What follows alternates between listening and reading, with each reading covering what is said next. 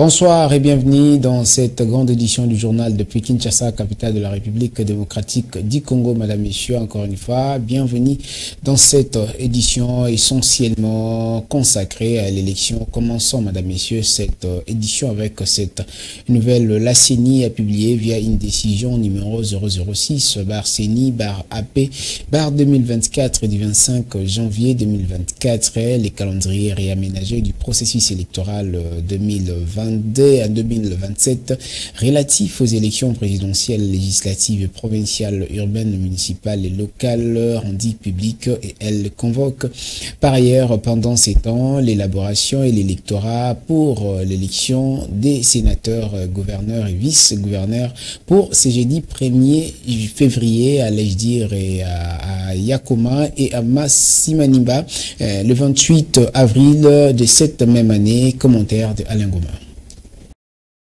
Dans ce nouveau calendrier réaménagé, la CENI a prévu du 1er juillet au 20 juillet 2024 l'identification et l'enrôlement des électeurs dans les territoires de Massissi et Rutshuru dans la province du Nord Kivu et à Kwamut dans la province du Mai-Ndombe. Après cette étape, sera convoqué l'électorat le 18 juillet 2024 et du 19 au 7 août 2024, c'est l'ouverture à la députation nationale et provinciale. Selon toujours le calendrier électoral réaménagé, du 4 septembre au 3 octobre 2024, la CENI a prévu la campagne électorale pour les candidats députés nationaux et provinciaux et c'est finalement le 5 octobre 2024 qu'interviendront les scrutins directs de députés nationaux et provinciaux dans ces territoires. La détérioration de la situation sécuritaire n'a pas permis l'enrôlement des électeurs, moins encore le vote. Dans le même calendrier réaménagé, la CENI a reprogrammé les élections législatives nationales et provinciales de circonscriptions électorales de Massimanimba dans le Kwilu et de Yakoma au nord Ubangi pour le 28 avril 2024. Avant tout, plusieurs activités sont également prévues telles que le recrutement et l'identification du personnel, la préparation de matériel électoral, la formation de membres du bureau de vote et la campagne électorale est prévue du 28 mars au 26 avril 2024. Ce même calendrier prévoit aussi du 2 février au 16 février 2024 l'ouverture de BRTC avec comme activité principale le retrait de formulaires, dépôt et traitement des candidatures des sénateurs, gouverneurs et vice-gouverneurs et la publication de listes provisoires interviendra le 28 février 2024. Du 29 février au 8 mars 2024, reste la période de contentieux de candidature des sénateurs, gouverneurs et vice-gouverneurs. Le 16 mars, la CENI publie la liste définitive de candidats retenus. Du 27 mars au 29 mars est prévue la campagne électorale et le 31 mars reste la date retenue pour le scrutin de sénateurs, gouverneurs et vice-gouverneurs. Il s'est de noter que le gouvernement réitère sa détermination à poursuivre le soutien financier et sécuritaire à la CENI pour la conclusion de tous les cycles électoraux, tels que précisé par le porte-parole du gouvernement Patrick Mouyaya lors d'un compte rendu. Scandale à l'EPST. Après le passage de 3 inspecteurs de l'IGF, le parlementaire debout de l'UDPS s'insurge contre les comportements du ministre de l'EPST, Tony Mwaba, qui a séquestré les inspecteurs de l'IGF en plein exercice de leur travail et surtout qu'il s'agissait dans la légalité des droits. Bien sûr, on écoute à cet effet le président du parlementaire debout au micro de Fifi Kalumbwe et Torres Satibou. Vous ravissez. Quel est le mandat du parquet qui vous permet de ravir à quelqu'un $1000? Est-ce que Jules Alinguet vous a demandé d'aller ravir un comptable $1000 à main? L'affaire prend une autre tournure difficile à comprendre car chacun tire les draps de son côté.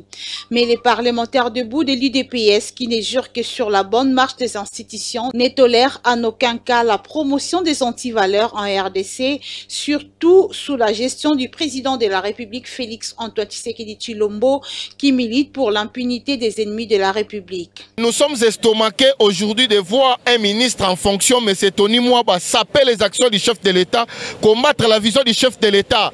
Il a séquestré les inspecteurs de l'inspection générale de l'IGF. Nous dénonçons avec notre dernière énergie. Les inspecteurs étaient munis d'un ordre de mission. Ils ont fait 3 jours. Ils travaillaient, n'est-ce pas? L'ordre de mission a été signé par l'inspecteur général chef de service Gilles Alingeti. Ils ont constaté qu'il y a eu des cas de flagrance. Monsieur le ministre Tony Mwaba a signé, n'est-ce pas, des contrats qui ne respectaient pas la loi. Il a signé même, n'est-ce pas, des décharges où il y a eu disparition de millions au niveau de la CECOP. Lorsque les inspecteurs ont vu, n'est-ce pas, ce genre de dossiers qui n'honoraient pas la République, ils ont voulu transmettre l'information à qui les droits. Le ministre, n'est-ce pas, se sentant dérangé après que ce service l'ait appelé. Il a demandé à ce que ces inspecteurs-là ne puissent pas sortir dans l'enceinte de la CECOP. Nous dénonçons avec la dernière énergie.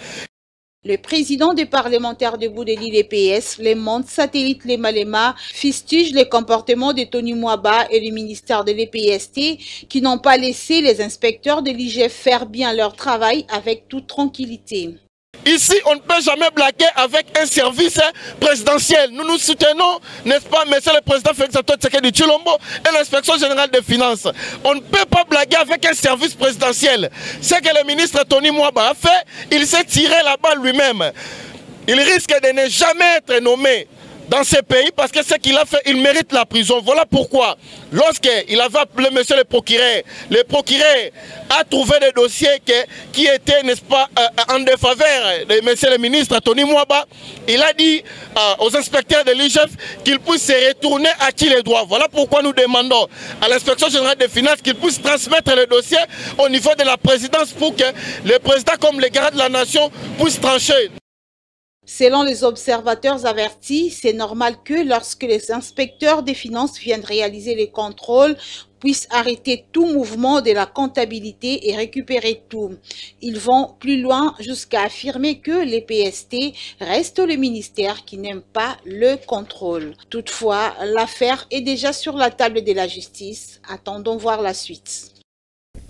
Le transport en commun à Kinshasa demeure un casse-tête pour les habitants dans quelques coins de la capitale congolaise. C'est mercredi 1er février, le saute-mouton des bonhommes à Massina a été fermé de 5h à 10h par l'OVD, allais-je dire, l'Office de voirie et drainage, pour motif de sa réhabilitation dont son état s'est détérioré depuis un temps. Un reportage de Delphin Mukendi et Rabi Fouka. Ce matin, la population quinoise, précisément celle de Tchangou, a subi quelques difficultés de transport en commun, une difficulté causée par la réhabilitation du saute-mouton de deux bonhommes. Selon les informations de quelques chauffeurs et passagers, ceci est arrivé entre 5h du matin et 10h, heure à laquelle l'office de voirie et drainage était en train de travailler pour recouvrir les nids de poules que l'on pouvait voir sur la chaussée.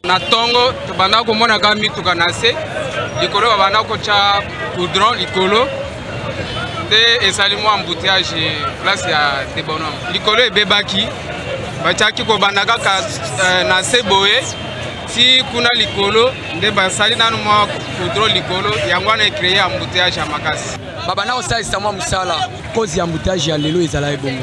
Mieux vaut prévenir que guérir, dit-on. Nous en appelons aux autorités tant provinciales que nationales de prendre des décisions pouvant permettre d'éviter ce genre de situations, car entre 5h et 10h à Kinshasa reste une tranche d'heure qui permet aux Kinois de rejoindre leur lieu d'occupation. Affaire Chérubin Okende, déçu par la justice congolaise après 6 mois d'enquête sans résultat, allais-je dire. La famille va notamment compter sur la justice belge et elle décide d'entamer le processus de l'enterrement du corps de l'illustre disparu sans connaître le résultat de l'autopsie. On écoute à ce sujet Laurent Oniba, qui est l'avocat de la famille. Le père de M. Chérubin Okende, la veuve, ses enfants, ses frères et sœurs ont constaté que ça fait 6 mois que M. Okende a été assassiné dans des conditions crapuleuses. Quel n'a pas été son étonnement de constater qu'on a fait l'autopsie il y a 4 mois et que jusqu'aujourd'hui, on n'a pas l'issue de l'affaire. Elle a adressé plus de 7 courriers aux autorités du parquet n'a jamais reçu la moindre réponse. C'est à peine que le divisionnaire du parquet vient de donner le draft d'une copie de la lettre du procureur signée depuis autour de la suite réservée à nos courriers. Et donc, le procureur vient de nous recevoir. Il a répondu que les corps étaient déjà à disposition de la famille de M. Cherbin Okende.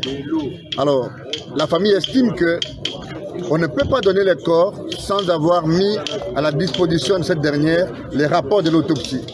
Parce que si l'autopsie n'est pas à la disposition de la famille, eh bien, la famille n'a aucune latitude de la contester et de demander une contre-expertise. Mais parce que la famille est aux abois, la famille est fatiguée de prolonger ses deuils, elle vient de lever l'option définitive d'enterrer M. Cherbin Okende sans aucune autre forme de procès, sans aucune procédure quelconque, sans contrainte quelconque. Parce que le chef de l'État, qui est le champion de l'État de droit, a dit que la justice devrait faire la lumière sur l'assassinat de M. Okende. Le gouvernement s'est réuni. On a contacté les pays amis pour exiger l'expertise avérée en vue de participer à l'éclosion de la vérité.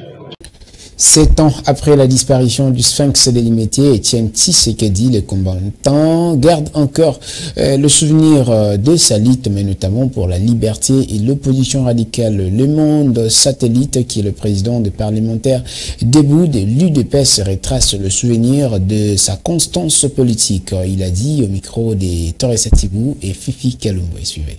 Depuis que notre Sphinx, Étienne Tshisekedi Wamulumba, a rendu l'âme, nous sommes très émis de joie, n'est-ce pas? Et non seulement des combats qu'il a amenés dans notre pays, République démocratique du Congo, mais nous sommes aussi, n'est-ce pas, très égayés par rapport, n'est-ce pas, à sa détermination. Ce que nous pouvons retenir, n'est-ce pas, comme acquis, comme héritage, n'est-ce pas, du fait Étienne Tshisekedi Wamulumba dans notre pays, est que c'est un monsieur qui a été constant. Il a bravé la paix. Mais c'est Étienne Tshisekedi Wamulumba, au-delà, n'est-ce pas, de la dictature de M. N'est-ce pas, du maréchal Mobutu, de M. Joseph Kabila. Mais Étienne Tshisekedi Wamulumba était resté constant. Donc la constance, c'est parmi les acquis, l'héritage qu'aujourd'hui, n'est-ce pas, nous gardons cher de ses papas. Au-delà de cela, il nous a aussi, n'est-ce pas, légué l'état de droit. Aujourd'hui, nous sommes très heureux parce que ce combat est pérennisé par Félix Antoine Tshisekedi Tshilombo. La démocratie, comme Montesquieu définit la démocratie comme état pouvoir du peuple, par le peuple pour le peuple. Aujourd'hui, grâce à Étienne Tshisekedi Wamulumba, le pouvoir est entre les mains du peuple.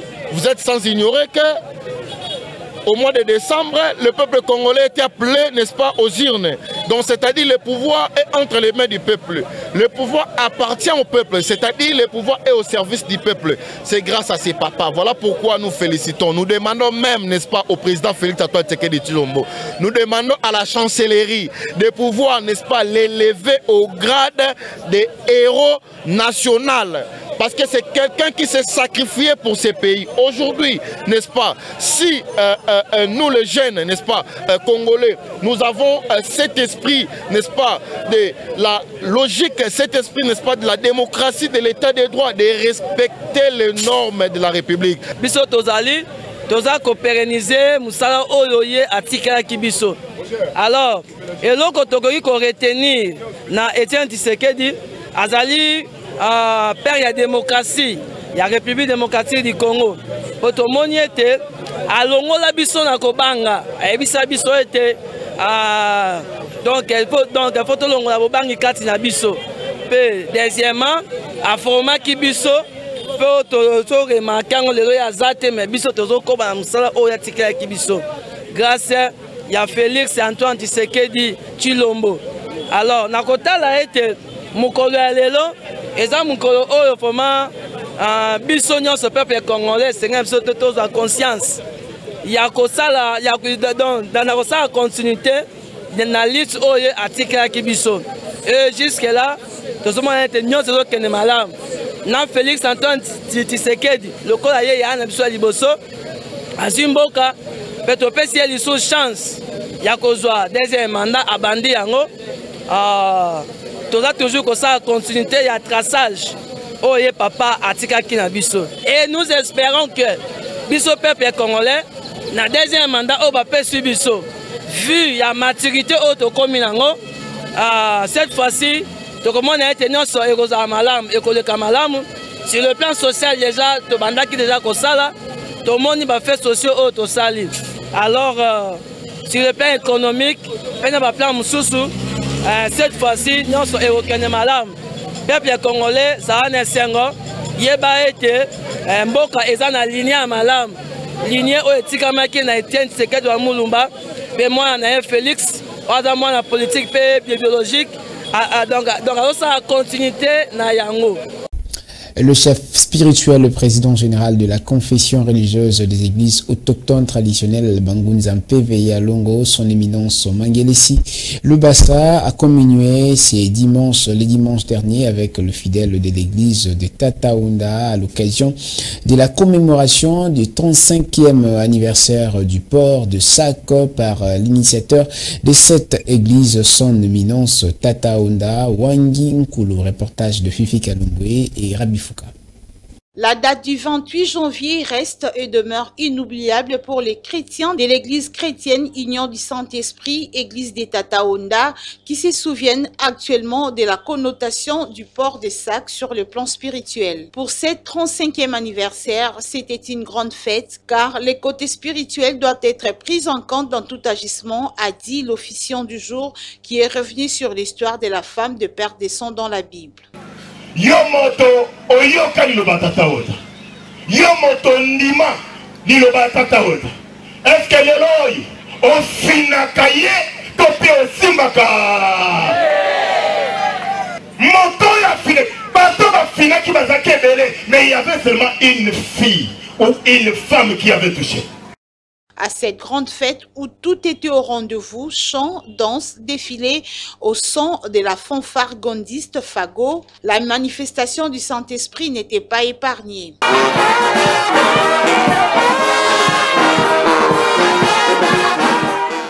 La présence remarquée du fils maison, son éminence l'ambassadeur Mangelesi Lubasa, chef suprême et président général de la confession religieuse des églises autochtones traditionnelles Bangunzampe Veya Longo, accompagné d'une forte délégation dont la conseillère spirituelle de la Crétébem, Kala Kinzembo, Kimpanvita et autres.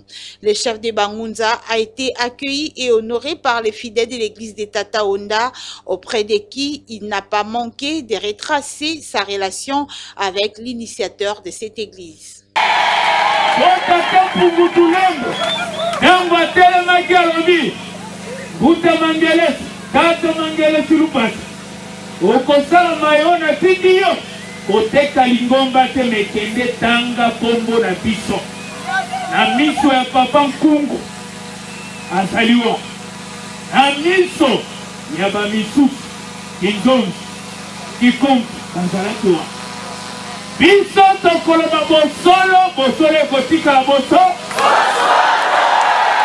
Ces grands cultes organisés en prélude des préparatifs des centenaires des Tataounda et du 40e anniversaire du port des Sacs de l'initiateur de l'église qui seront organisés en 2029, sauf changement de dernière minute, était une occasion pour le chef spirituel de l'église, son éminence Néron Kunku, d'appeler les fidèles de l'église au sens des responsabilités.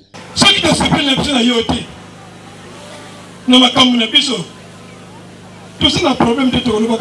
Il y a un problème qui se passe. Il y a un problème. Mais puis ça, tout ça, le pouvoir, il y a peu moins. Mais il y a un peu moins. Tout le gars, comme il y a un. Nali c'est ça, tout le gars, comme il y a un. Tout le gars, Moutounin. Tout le gars, Tata Mangeles.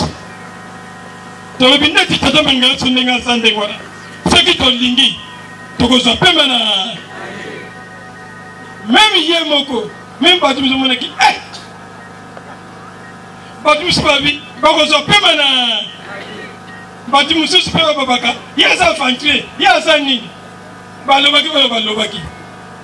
Ces grands cultes s'est clôturé par la notification par le chef suprême de la CRETEBEM des membres organisateurs du double cérémonie prévue en 2029.